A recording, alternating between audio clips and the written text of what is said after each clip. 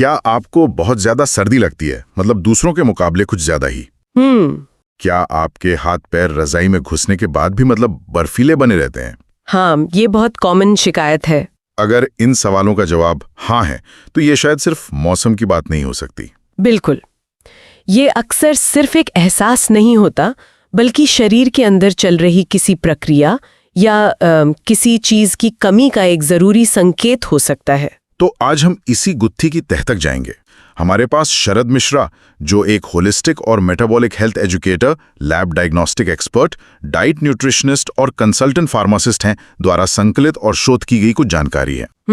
और इसी के आधार पर हम समझेंगे कि ये जो हमेशा ठंड महसूस होती है, इसके पीछे की असली वजह क्या हो सकती हैं। और इसे समझने का एक बहुत अच्छा तरीका है। सोचिए कि हमारा शरीर एक घर की तरह है, जिसे गर्म रखने के लिए दो चीजें चाहिए।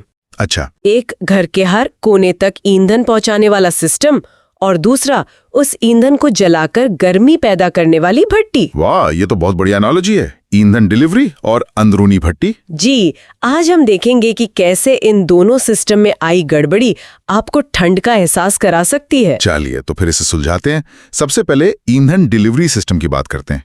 इसमें सबसे आम गड़बड़ मतलब क्या होती है? ईंधन डिलीवरी में सबसे पहली और सबसे कॉमन समस्या है शरीर में आयरन की कमी, जिसे एनीमिया भी कहते हैं। Anaemia, right? आयरन वो जरूरी मिनरल है जो हमारे खून में हीमोग्लोबिन बनाता है। और हीमोग्लोबिन ही तो वो क्या कहते हैं, गाड़ी है जो हमारे फेफड़ों से ऑक्सीजन रूपी ईंधन उठाकर शरीर की हर कोशिका, हर सेल तक पहुंचाती है ना? एकदम सही। तो जब शरीर में आयरन कम होता है तो हीमोग्लोबिन भी कम बन पाता है, मतलब ऑक्सीजन ले जाने वाली गाड़ियां कम हो जाती हैं। एग्जैक्टली।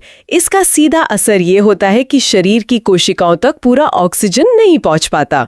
और अगर ईंधन ही नहीं पहुंचेगा तो भट्टी जलेगी कैसे? मतलब शरीर की जो ऊर्जा बनाने की प्रक्रिया है, जिसे मेटाबॉलिज्म कहते हैं, वो धीमी हो जाएगी। बिल्कुल। जब शरीर कम ऊर्जा या गर्मी पैदा करेगा तो जाहिर है ठंड ज्यादा लगेगी।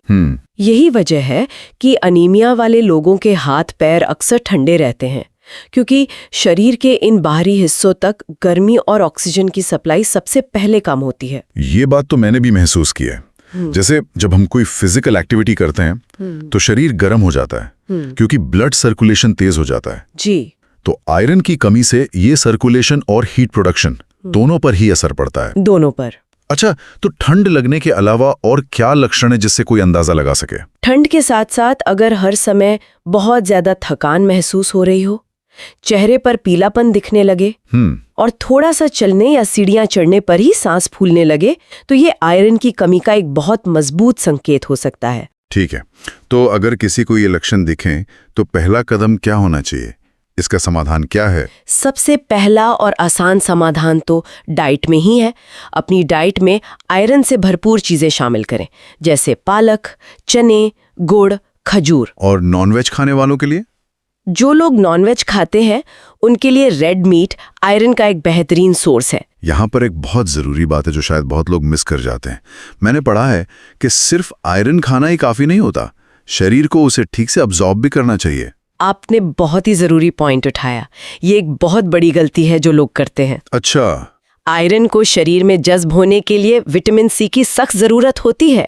तो आप कितना भी पालक खा लें, अगर साथ में विटामिन सी नहीं है तो उसका ज़्यादा फायदा नहीं होगा। अरे, इसका मतलब ये हुआ कि कोई रोज पालक खा रहा हो लेकिन साथ में नींबू ना ले तो उसका ज़्यादातर आयरन बेकार जा सकता है। बिल्कुल। तो उपाय ये है कि आयरन वाली चीज़ों के साथ नींबू, संतरा, आंवला या टमाटर जैसी विटामिन सी से भरपूर चीज़ें ज़रूर खाएं। और अगर सिर्फ खाने पीने से बात ना बने तो? अगर डाइट से फर्क न पड़े या कमी बहुत ज्यादा हो, तब डॉक्टर की सलाह पर आयरन की गोलियां या सिरप लेने पड़ सकते हैं। लेकिन वो हमेशा ब्लड टेस्ट करवाने के बाद। हाँ, और डॉक्टर से पूछकर ही करना चाहिए। ठीक है। तो ईंधन डिलीवरी सिस्टम में आयरन एक बड़ा फैक्टर है। लेकिन मान लीजिए किसी का आयरन लेवल ठीक है, फिर भी उन्हें थकान और ठंड लग रही है, और साथ में हाथों पैरों में हल्की झंझनाहट भी महसूस हो रही है। क्या ये किसी और चीज की तरफ इशारा करता है? हाँ, ये हमें ईंधन डिलीवरी सिस्टम की दूसरी बड़ी कड़ी पर ले आता है, और वो है विटामिन B12 की कमी। Vitamin B12? आयरन की ही तरह B12 भी हमारे शरीर में खून बनाने के लिए, खासकर रेड ब्लड सेल्स RBCs बनाने के लिए बहुत जरूरी है। ये वो फैक्ट्री है जो ऑक्सीजन ले जाने वाली गाड़ियां बनाती है। अच्छा, तो आयरन गाड़ी में भरने वाला ईंधन है और B12 उस गाड़ी को बनाने वाला जरूरी पुर्जा। क्या बात है, एकदम सही पकड़े। तो अगर B12 कम हुआ तो गाड़ियां ही कम बनेंगी, यानी रेड ब्लड सेल्स कम हो जाएंगे। जी, और नतीजा फिर वही होगा, ऑक्सीजन की सप्लाई घटेगी, मेटाबॉलिज्म धीमा होगा और शरीर पर्याप्त गर्मी नहीं बना पाएगा। आपने झंझनाहट की बात की थी, ये B12 की कमी का एक खास लक्षण है क्या? जी हाँ, ठंड लगने और थकान के अलावा हाथों पैरों में झंझनाहट या सुई चुभने जैसा महसूस होना, ये विटामिन B12 की कमी का एक क्लासिक संकेत है। ऐसा क्यों होता है? ऐसा इसलिए होता है क्योंकि B12 हमारी नसों मतलब नर्व्स की सेहत के लिए भी बहुत जरूरी है। ओके। इसके अलावा याददाश्त का कमजोर होना या किसी चीज पर ध्यान लगाने में मुश्किल होना, ये भी इसके लक्षण हो सकते हैं। तो B12 की कमी को पूरा करने के लिए डाइट में क्या बदलाव करने चाहिए? B12 ज्यादातर एनिमल प्रोडक्ट्स में पाया जाता है, तो दूध और डेयरी प्रोडक्ट्स जैसे पनीर, दही, चीज, इनको अपनी डाइट में जरूर शामिल करें। उबले हुए अंडे एक बेहतरीन सोर्स है। आजकल बाजार में कई फोर्टिफाइड अनाज भी मिलते हैं जिनमें B12 अलग से डाला जाता है। और नॉनवेज में? नॉनवेज खाने वाले हफ्ते में 2-3 बार चिकन, मछली या रेड मीट खा सकते हैं। और वेजिटेरियन या वीगन लोगों के लिए, या अगर लक्षण बहुत ज्यादा हो तो? वेजिटेरियन लोगों के लिए डेयरी प्रोडक्ट्स और फोर्टिफाइड फूड्स ही मुख्य सोर्स हैं। लेकिन अगर कमी ज्यादा है या डाइट से पूरी नहीं हो पा रही है तो B12 सप्लीमेंट्स एक पक्का इलाज है। पर यहाँ भी वही नियम लागू होता है? बिल्कुल, बिना डॉक्टर की सलाह के कोई सप्लीमेंट शुरू ना करें। तो अब बात वाकई दिलचस्प हो रही है। हमने ईंधन डिलीवरी सिस्टम की दो बड़ी समस्याओं आयरन और B12 की बात कर ली। जी, लेकिन सोचिए कि किसी का आयरन और B12 लेवल दोनों ठीक हैं, मतलब ईंधन भी पूरा है और उसे ले जाने वाली गाड़ियां भी, फिर भी ठंड लग रही है। तो क्या इसका मतलब यह है कि अब शक शरीर की अंदरूनी भट्टी पर जाना चाहिए? बिल्कुल। अब हम आते हैं तीसरे और बहुत ही जरूरी कारण पर, और वो है हाइपोथायरॉयडिज्म। थायराइड? जी, ये हमारे शरीर की अंदरूनी भट्टी यानी मेटाबॉलिज्म का रेगुलेटर है।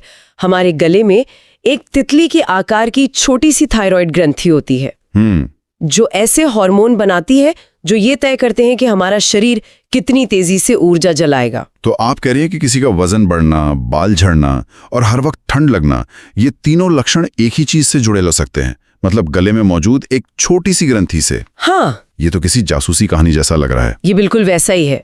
जब थायराइड ग्लैंड कम हार्मोन बनाने लगता है, जिसे हाइपोथायरॉयडिज्म कहते हैं, तो ये भट्टी धीमी पड़ जाती है, मेटाबॉलिज्म स्लो हो जाता है और शरीर कम गर्मी पैदा करता है और इंसान को हर समय ठंड महसूस होती है। इसका एक बहुत बड़ा संकेत ये भी हो सकता है कि अगर पहले कोई सर्दियों का मौसम एंजॉय करता था, लेकिन पिछले कुछ समय से ठंड बर्दाश्त ही नहीं हो रही। सही पकड़े, ये एक बहुत ही महत्वपूर्ण लक्षण है जिसे कोल्ड इंटॉलरेंस कहते हैं। अच्छा।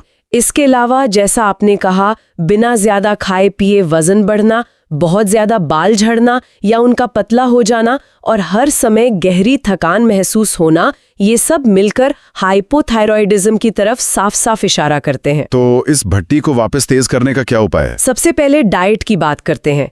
थायराइड हार्मोन बनाने के लिए शरीर को 2 जरूरी मिनरल्स चाहिए, आयोडीन और सेलेनियम। आयोडीन तो नमक में होता है। हाँ, आयोडाइज्ड नमक इसका सबसे अच्छा सोर्स है। इसके अलावा मछली, दही और पनीर में भी आयोडीन मिलता है। और सेलेनियम? सेलेनियम के लिए ब्राजील नट्स कमाल की चीज है।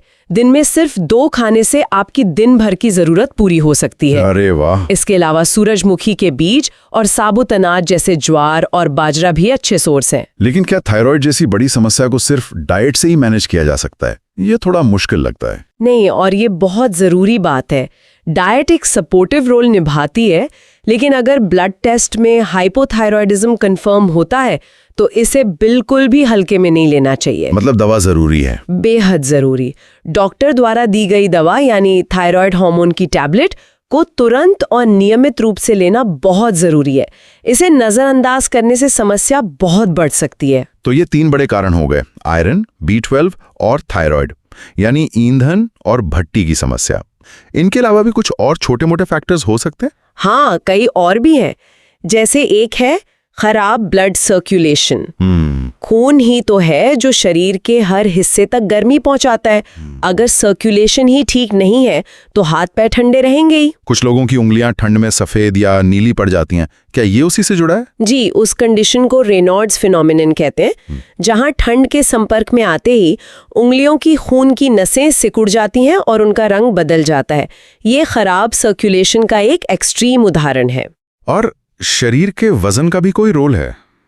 अक्सर दुबले पतले लोग ज्यादा ठंड लगने की शिकायत करते हैं। बिल्कुल है। हमारे शरीर में फैट की एक परत इंसुलेशन यानी गर्मी को रोकने वाली परत का काम करती है। अच्छा। जब बॉडी फैट कम होता है तो ये इंसुलेशन कमजोर होता है और शरीर की गर्मी आसानी से बाहर निकल जाती है।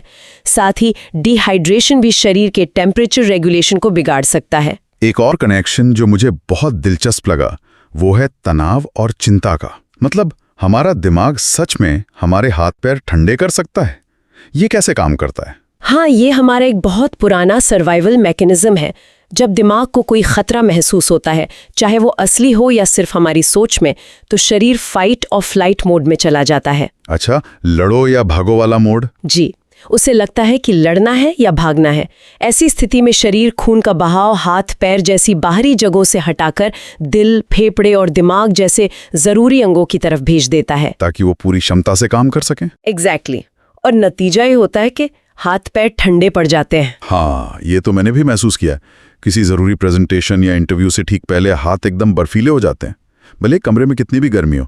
अब समझ आया कि उसके पीछे ये फाइट और फ्लाइट रिस्पॉन्स होता है। बिल्कुल, इसीलिए लगातार तनाव में रहने वाले लोगों को अक्सर हाथ पैर ठंडे रहने की शिकायत होती है। तो इन सभी कारणों को ध्यान में रखते हुए कुछ सामान्य आदतें क्या हो सकती हैं जो ज्यादातर लोगों के काम आए? कुछ आदतें हैं जो सभी को मदद कर सकती हैं। सबसे पहले, कपड़े पहनने का तरीका बदलें। एक मोटी जैकेट की जगह कई पतली लेयर्स में कपड़े पहने। लेयरिंग, हाँ। ये हवा को ट्रैप करके बेहतर इंसुलेशन देती हैं। ऊन और सिल्क जैसे फैब्रिक ज्यादा गर्मी रोकते हैं। और फिजिकल एक्टिविटी तो जरूरी होगी ही। बहुत ज्यादा। रोजाना कम से कम 30 मिनट की एक्सरसाइज जैसे तेज चलना या जॉगिंग करने से मेटाबॉलिज्म और ब्लड सर्कुलेशन दोनों बूस्ट होते हैं। खाने पीने में कोई बदलाव? हाँ, दिन में कम से कम एक बार गर्म भोजन जरूर करें और दिन भर गर्म पेय जैसे हर्बल चाय, सूप या सिर्फ गुनगुना पानी पीते रहें। और एक बहुत जरूरी बात, धूम्रपान से बचें। स्मोकिंग हमारी खून की नलियों को और भी सिकुड़ता है, जिससे सर्कुलेशन खराब होता है और ठंड ज्यादा लगती है। और तनाव? और अंत में, जैसा हमने अभी बात की, तनाव को मैनेज करना। योग, मेडिटेशन या बस कुछ मिनट गहरी सांस लेने जैसी तकनीकें अपनाकर उस फाइट और फ्लाइट रिस्पॉन्स को शांत किया जा सकता है, जिससे हाथ पैरों में ब्लड फ्लो अपने आप बेहतर हो जाता है। जी। तो कुल मिलाकर इसका मतलब यह है कि अगर आपको ठंड सामान्य से ज्यादा लग रही है तो इसे सिर्फ मौसम की मार समझकर नजरअंदाज ना करें। बिल्कुल नहीं। इसके पीछे शरीर के ईंधन यानी आयरन या B12 की कमी हो सकती है, या फिर भट्टी यानी थायराइड की गड़बड़ी। बिल्कुल। इसीलिए सबसे सही और समझदारी भरा पहला कदम है एक सिंपल ब्लड टेस्ट करवाना। इससे दूध का दूध और पानी का पानी। सही बात है। आयरन, B12 और थायराइड के लेवल्स का साफ साफ पता चल जाएगा और सही इलाज शुरू हो सकेगा। अपनी डाइट और लाइफस्टाइल पर ध्यान देना तो पहला और सबसे जरूरी कदम है ही। हमने ठंड लगने के शारीरिक कारणों पर तो इतनी गहराई से बात की, पर यहाँ एक सवाल और उठता है। हमने ये तो समझा कि तनाव हमें ठंडा महसूस करा सकता है, पर क्या कभी ये सोचा है कि हमारा मानसिक स्वास्थ्य यानी हमारी सोच और हमारी भावनाएं तापमान को महसूस करने के हमारे तरीके को और कितने तरीकों से प्रभावित कर सकती हैं? इस पर सोचिएगा जरूर।